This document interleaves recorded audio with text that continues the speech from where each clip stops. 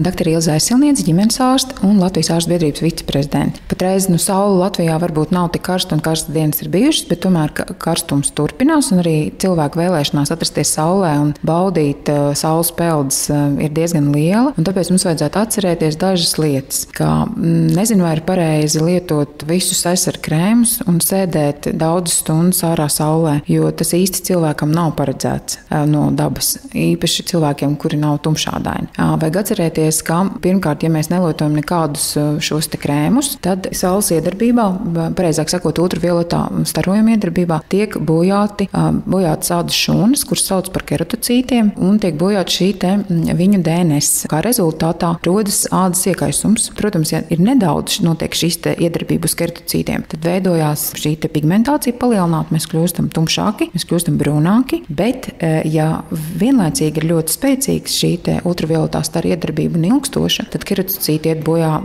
lielākā skaitā, viņi tiek bojāti un veidojas iekaisuma reakcija ādā. Ko darīt? Ja tā iekaisuma reakcija ādā ir sākusies, un jūs redzat, ka jau ir apsārtums. Pirmkārt ir augstums. Augstus kompreses, augsts ūdens kompreses ir pirmais, ko var darīt, bet nedrīkst nekā darīt tā, ka aiziet ūdenī un tad nenoslaucījies atkal iet saulē. Kāpēc? Jo tad vēl vairāk mēs veicinam to, bet līdz ar to šīs te augstās kompreses var izmantot tad, kad jau mēs esam prom. Mēs esam aizgājuši uz mājām vai aizgājuši kaut kur ēnā, un tad varam likt klāt šos te augstās kompreses. Vēl ir ļoti svarīgi mitrināt pēc tam ādu, un ādu var mitrināt ar dažādiem krēmiem. Protams, ir visi krēmi, kas ir domāti apdegumiem, bet vissvarīgākais ir mitrināt, un ja mums nav šo krēmu apdegumiem līdzi, tad var kaut vai ar minerālu ūdeni to ādu mitrināt, turpināt, jo tad mazāks būs šis te iekaisums un neveidosies tik izteikti tādas lobīšanās, jo, protams, reizēm arī saules apdeguma gadījumā maziem bērniņiem un arī pieaugušiem cilvēkiem mēdz būt arī tādas tā kā būles, tāda tā kā pūslīši, kas uzpūšās, kuras nekādā gadījumā nevajag pārdurt, jo tad viņi var inficēties.